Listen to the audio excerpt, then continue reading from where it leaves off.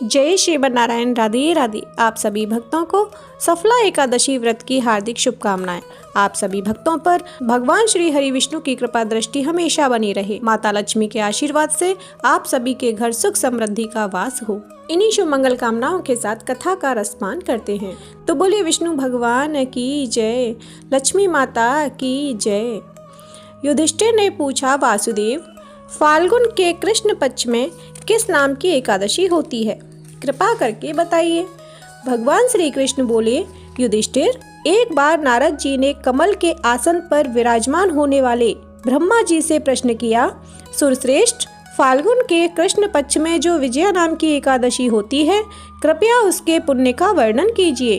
ब्रह्मा जी ने कहा, नारद सुनो, मैं एक उत्तम कथा सुनाता हूँ जो पापों का अपहरण करने वाली है। यह व्रत बहुत ही प्राचीन, पवित्र और पाप नाशक है। यह विजया नाम की एकादशी राजाओं को विजय प्रदान करती है, इसमें तनिक भी संदेह नहीं है।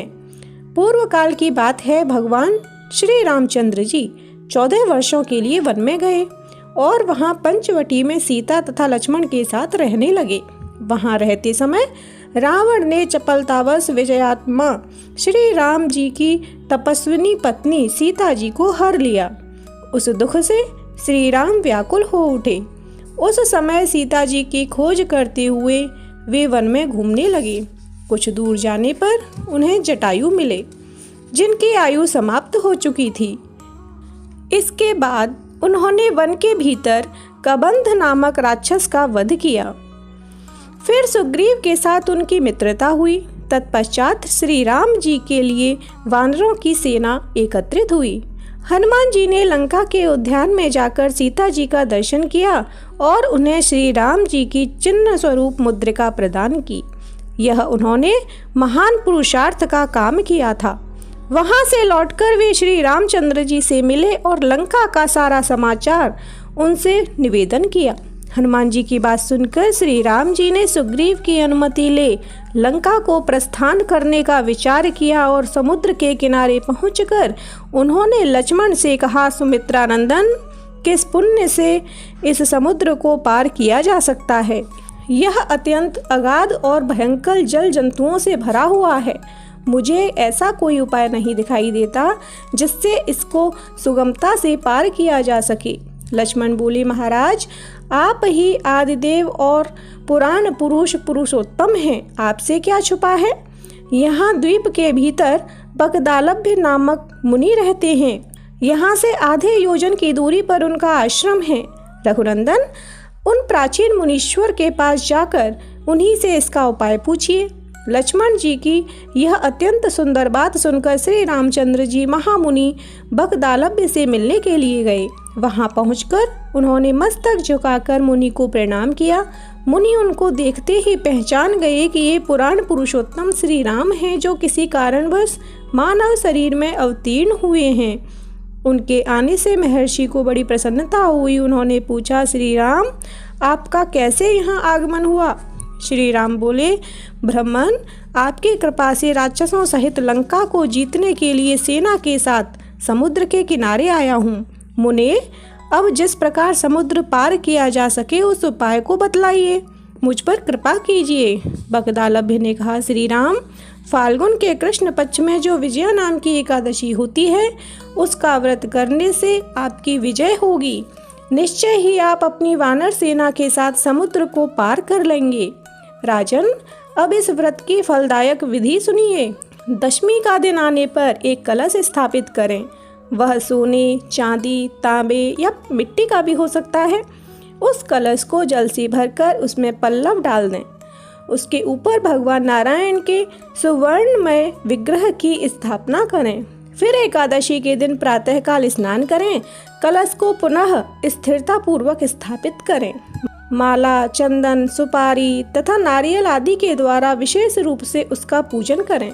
कलश के ऊपर सप्त धान्य और जौ रखें। गंध, धूप, दीप और भांति भांति के नैवेद्य से पूजन करें।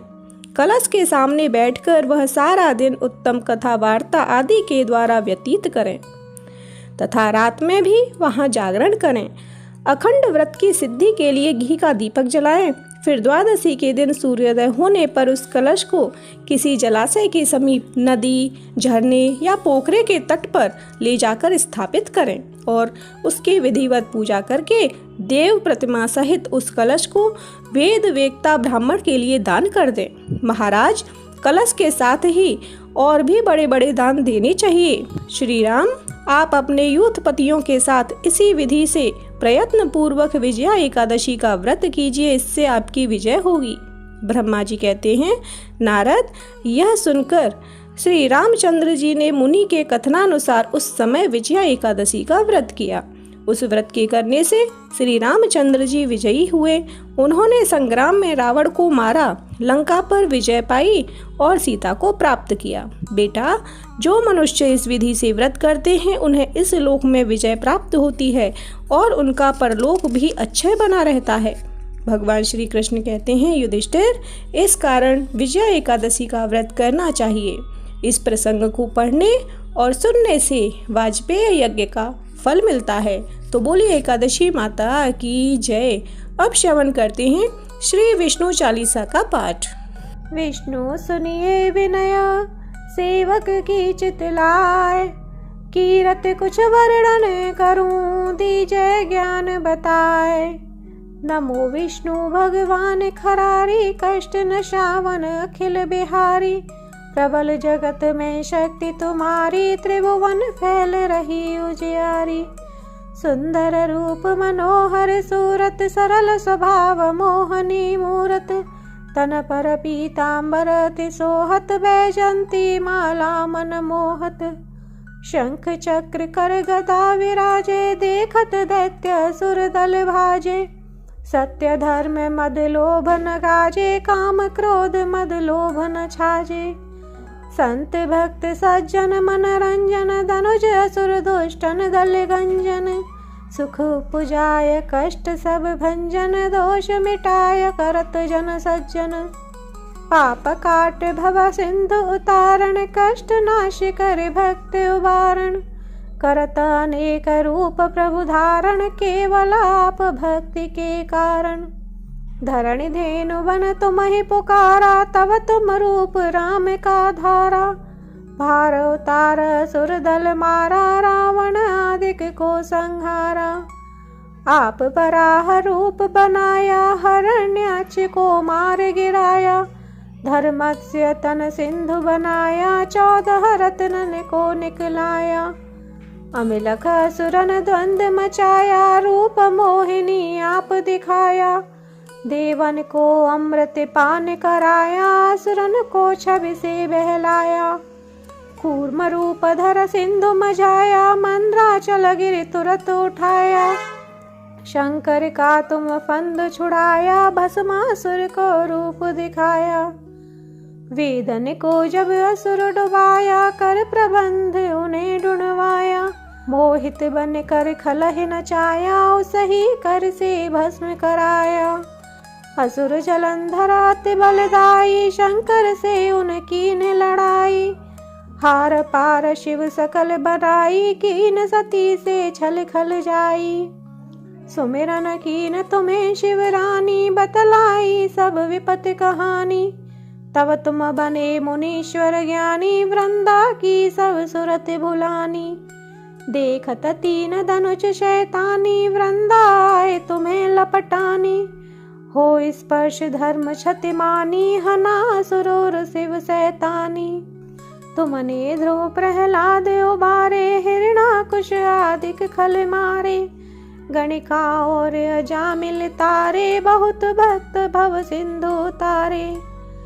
हरहु सकल संताप हमारे, कृपा करहु हरि सिरजनहारे। देखहु मैं निज दर्श तुम्हारे, दीन बंधु भक्तन हितकारे। चहत आपका सेवक दर्शन, करहु दया अपनी मधुसूदन। जानू नहीं योग्य जप पूजन, होए यज्ञ स्तुति अनुमोदन। शील दया संतोष सुलक्षण, विदित नहीं व्रत बोध विलक्षण। करहु आपका किसी विधि पूजन, कुमति विलोक होत दुख भीषण। करहु प्रणाम कौन विधि सुमिरन, कौन भांति में करहु समर्पण। सुर मुनि करत सदा सेवकाई, हर्षित रहत परम गति पाई।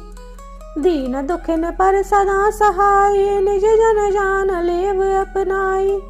पाप दोष संताप नशाओ, भव बंधन से मुक्त कराओ। सुख संपत्ति दे सुख उपजाओ, निज चरण निका दास बनाओ। निगम सदा ये विनय सुनावे, पढ़े सुने सो जन सुख पावे। बोलिए विष्णु भगवान की जय। एकादशी माता की जय।